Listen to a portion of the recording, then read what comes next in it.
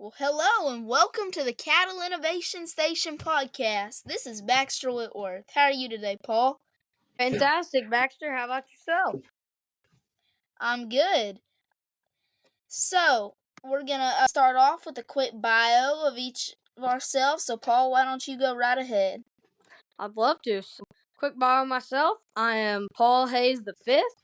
I'm your co-host, and my family has been raising Brahman cattle for over 50 years. So Brahman cattle's running through my blood, and I show heifers and steers, as well as chickens, and participate in many other contests. And I'm a Christian, so that's all about me. Baxter, would you like to give a quick bio about yourself? Yes. So, I'm Baxter Whitworth. I'm from Henderson, Texas, south of Tyler. I am a Christian. I have found my passion with Brahman cattle. I've been raising them for about 4 years now. I also show other species of livestock, and I also participate in leadership competitions and other livestock competitions such as public speaking, livestock judging, and other competitions. And I'm excited to start our podcast. Paul, before we start, let's talk about how we got here. Well, you go first, Baxter, because you're the one who came up with the whole idea for the podcast. Yeah, so about February, I came to Paul at the end of February, I'd say. I came to Paul with the idea, this is 2024, I came to Paul with the idea that we could start a podcast. And he thought it was a good idea, excited for it. We didn't start off having it set in stone at first. We just kind of played around. I made the cover art that we have. That turned into making an intro while he was at San Antonio. While I was at county, or about to go to county, we made the intro. It was when we really started this at the worst time of the year to start this, very busy. But then after that, we started thinking about questions, and I went to Houston, so I kind of had to stop for a little bit. I was very busy then. And then we started back up trying to get guests, and our first episode should be coming out tomorrow. Paul, anything else you want to add to that? Oh, not really. Just like you said, Baxter, you came to me with the idea, and I was all on board, and we just started working at it. And Yeah, now I mean, we're really. about to Go ahead. release our first episode, and that's an accomplishment in itself. And I can't wait to see how far we can get with this and just keep growing. That's right. And really, this was, for a long time, this really wasn't set in stone. At first, this was just an idea that we started working on. We didn't even set it in stone, but we started working on the idea, and then it was one of those things we never realized that we really fully committed to it until we really had. And then, just it's crazy to think back in February, before I even talked to you about this, I just had an idea in my head driving down the road one day. Yep, absolutely. So, let's have everybody get to meet us real quick. So, Paul, what's your favorite breed of cattle? I have a feeling it's the same answer as mine. Yes, Baxter, like I mentioned earlier in my bio, my family's been raising a specific breed of cattle for 50 years, and I've been with it my whole entire life, and truly is my favorite, and that's Brahman cattle. I think we did have the same answer, Paul. I was right. Brahman cattle is definitely a passion for me. I've been raising them for about 4 years. They're definitely my passion. Yep, Baxter, absolutely. And then another icebreaker question is, what's your favorite country music group or singer? I would have to say my favorite country music singer is probably, I like George Strait. I like Darius Rucker. I like them. I like my favorite country music group is hands down Alabama. I love Alabama. Roll On and Song of the South, two really good songs. Of course, it doesn't stop there, but some of their greatest. So I really like them a lot. Yeah, Baxter, you basically stole my answer for that one. George Strait, King of Country, and Alabama. I mean, they're two of my most favorite. Right. Yes, definitely. So I guess before we get into the questions we wanted to ask each other, what do you want to learn from this podcast, Paul? Well, what I want to learn from this podcast is just knowledge about the cattle industry, and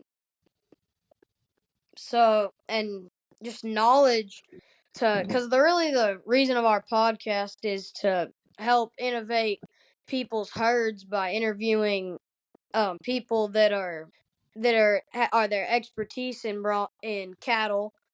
So I want to be able to innovate my herd through this too.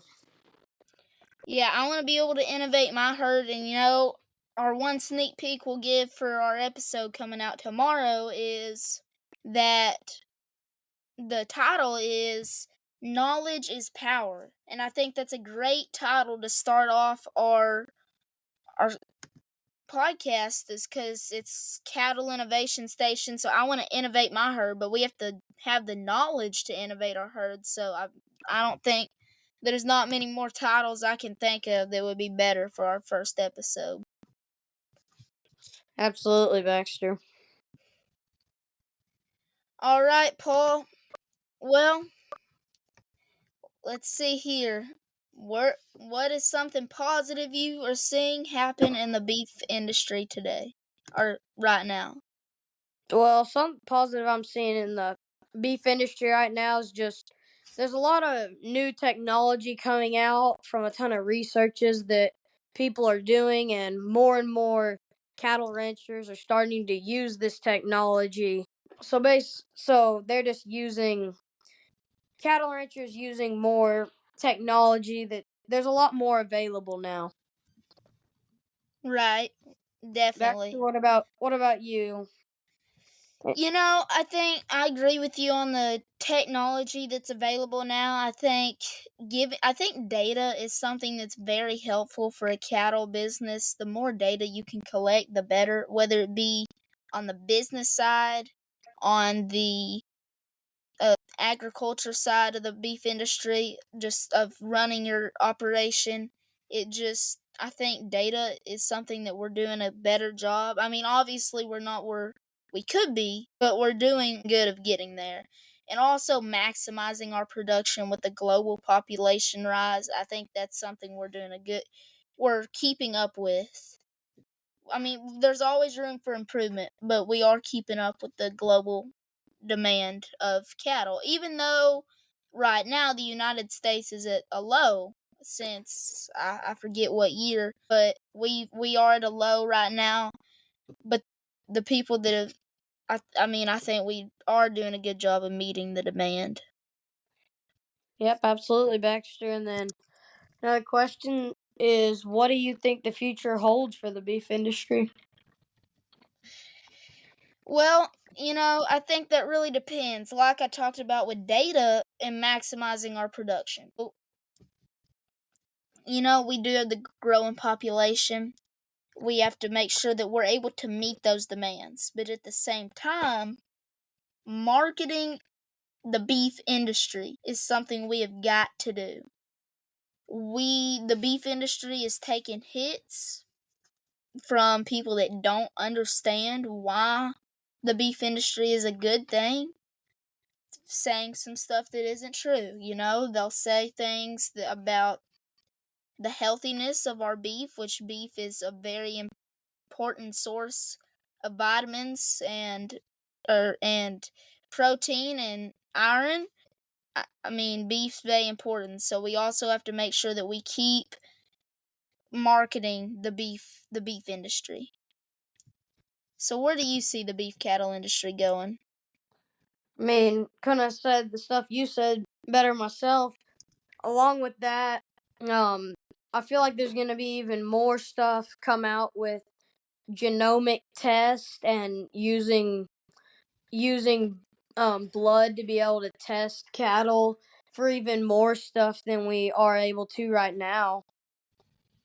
And I could just see that genomic testing becoming a even bigger part of the beef cattle industry than it is right now. Yeah, that's definitely true. It's definitely true. So, Paul, what are your top 5 selection traits for beef cattle and why? Well, my top 5 selection traits are number 1 is soundness, structure, and balance. Those all go together because you got to have sound, structured cattle in your herds and in the show ring. And then my second selection trait is reproduction efficiency, and that's a big part because they have to have good reproduction efficiency. Then number 3 on my list is spring of rib, because you want to have enough spring of rib to where you can fit the baby inside of the cow, and you can and have the feed capacity that you need. And then along with spring of rib is depth of body for the same reasons. And then in my fifth is muscle. In beef industry, the cattle definitely need to have muscle. And then Baxter, what are your top 5 selection traits? So, I have to agree with you with starting out with muscle. Starting out with structure. If the cattle aren't going to live long, then they're not going to make us money. Same thing with the reproductive efficiency. If they're not having calves, then it's not going to help us with producing more cattle. And if we don't have calves to sell, we don't make any money. So, reproductive efficiency is definitely number 2. Number 1, structure. Number 3, I would definitely, we are in the beef cattle industry, so I really think our cattle have to have muscle for beef. And then even the breeding cattle, they'll pass that on one day. And then number 4, I would have to say rib shape, and then depth of body after that. So, feed capacity and making sure that they can still walk when they have a calf. It's very important. Absolutely. So, what do you look for in a good mentor? A good mentor, I look for just someone who can lead by example and show you what you need to do to become a better person, and always willing to be able to help you out, and just helping you when they can tell you can't do it on your own.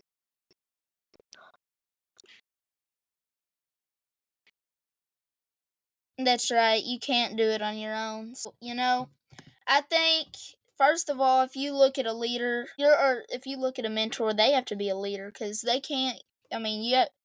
Just like an airplane, you know, they tell you put your oxygen mask on before you help others put theirs on. You know why that is?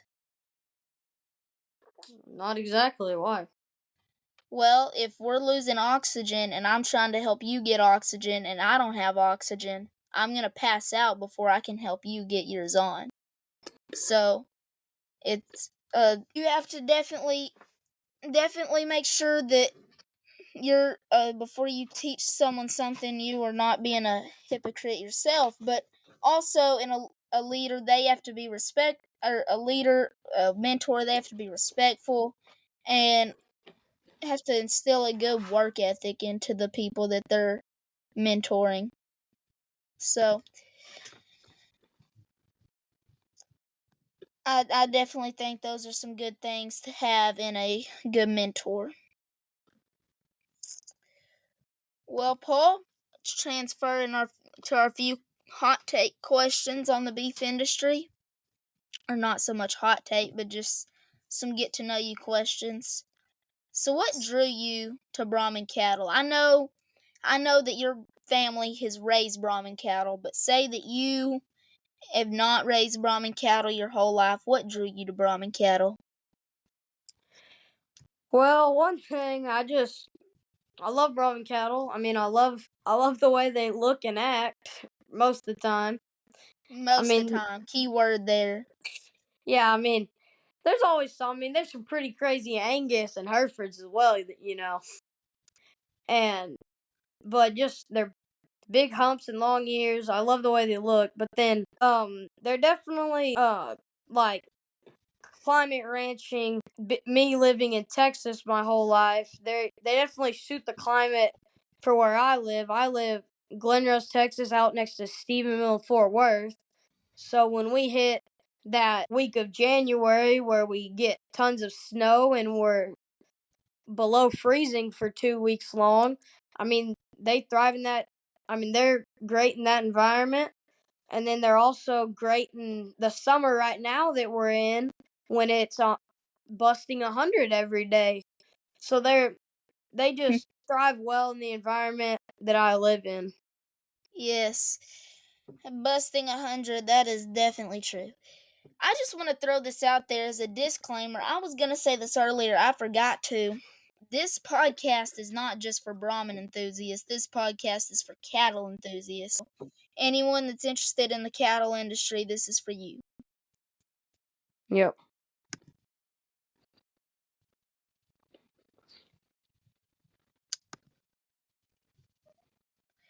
All right, Paul. Well, so do you prefer or do you think that we should be or do you think synchronized breeding is something that some cattle ranchers should be doing?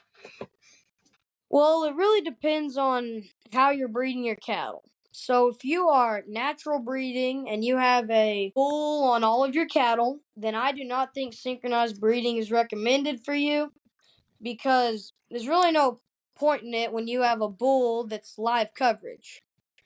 Now, Right. if you're into AIing and you want to be able to breed all of your cows in one day, you can use seeders to bring all of them into heat and synchronize breed them all. And then you can just have all of them. You can have all of them and then they'll all calve near the same time. So it really just depends on how you run your ranch. If you run your ranch on a live coverage bull on cow, I do not recommend synchronized breeding. But if you run it all AI, then I do recommend synchronized breeding. Right, that's definitely true. That is that. I mean, obviously, you can't you can't use something that's gonna not be beneficial to your herd just because someone says, "Well, it's good for my herd." So it Yes, depends on what you absolutely. do.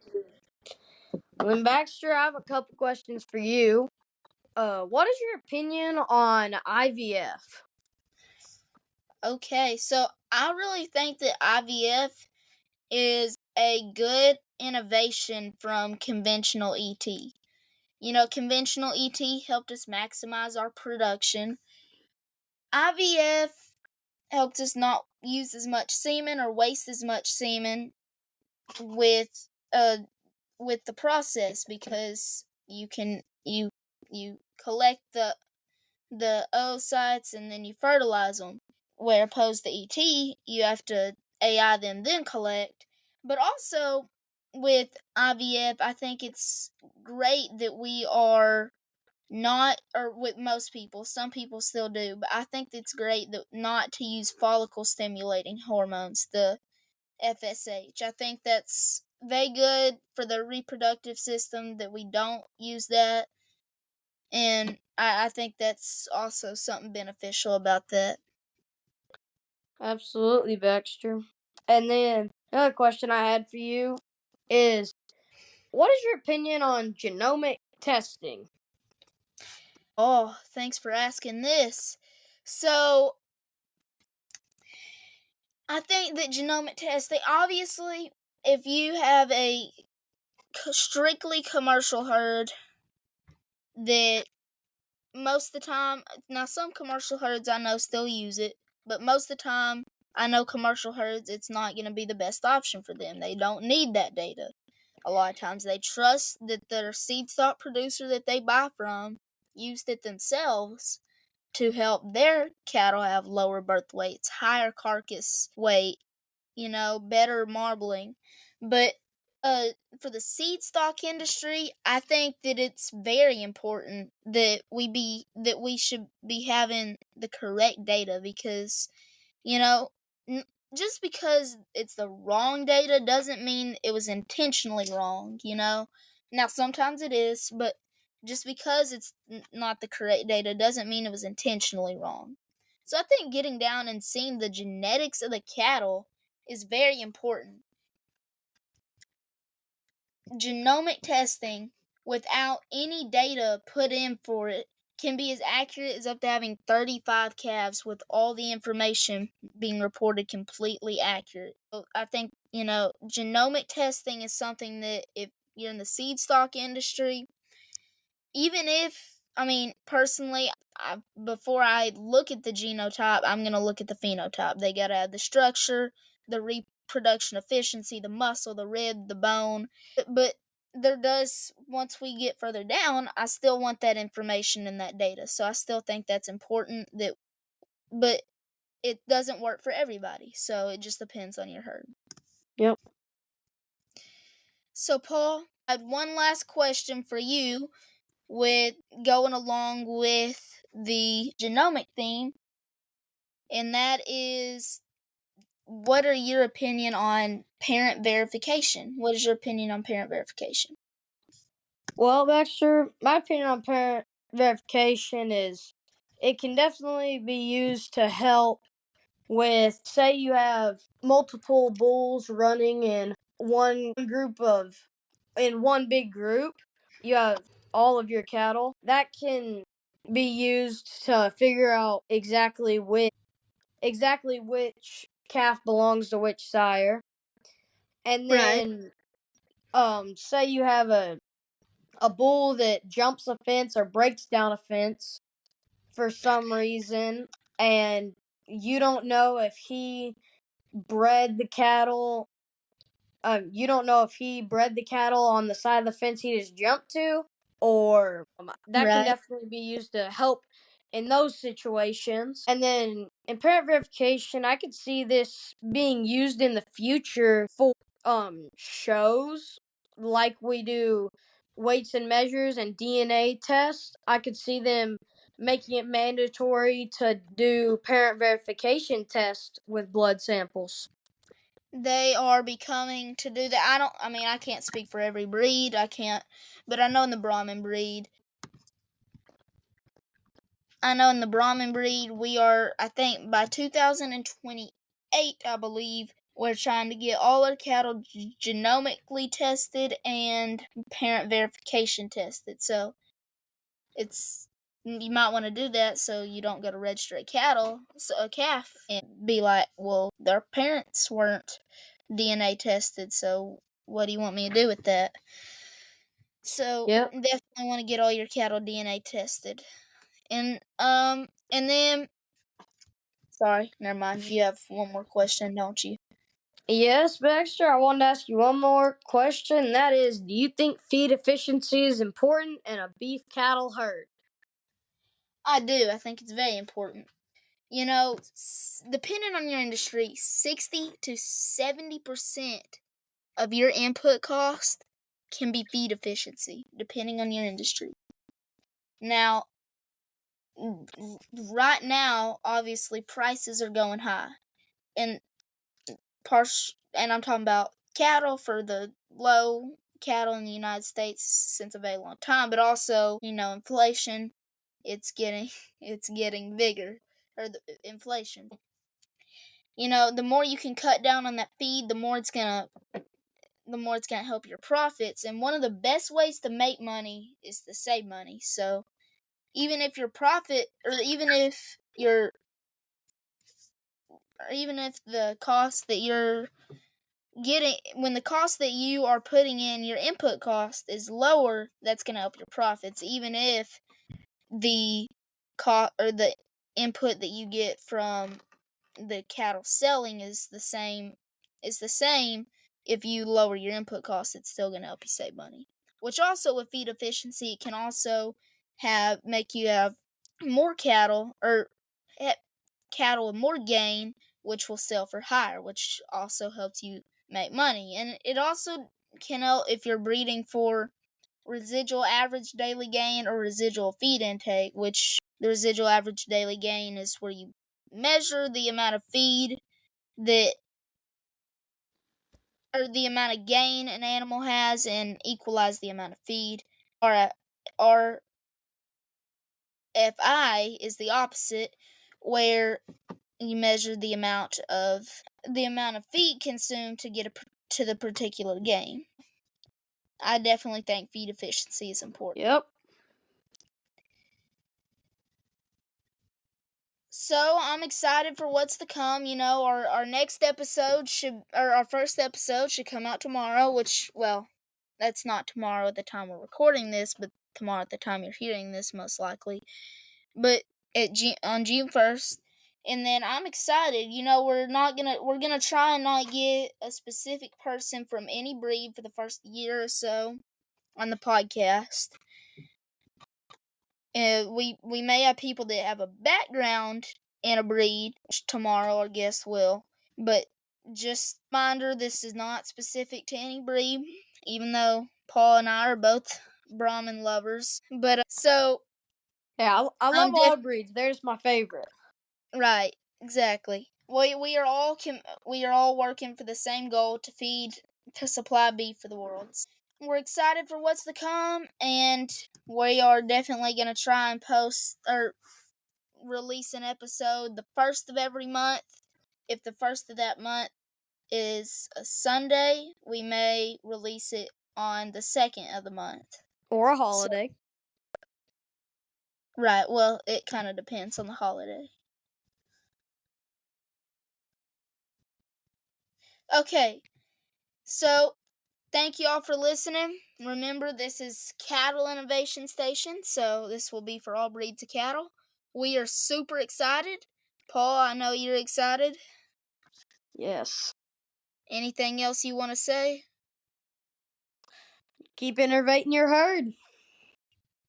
All right. Well, thank you all for listening. Get ready for our first episode tomorrow. Bye.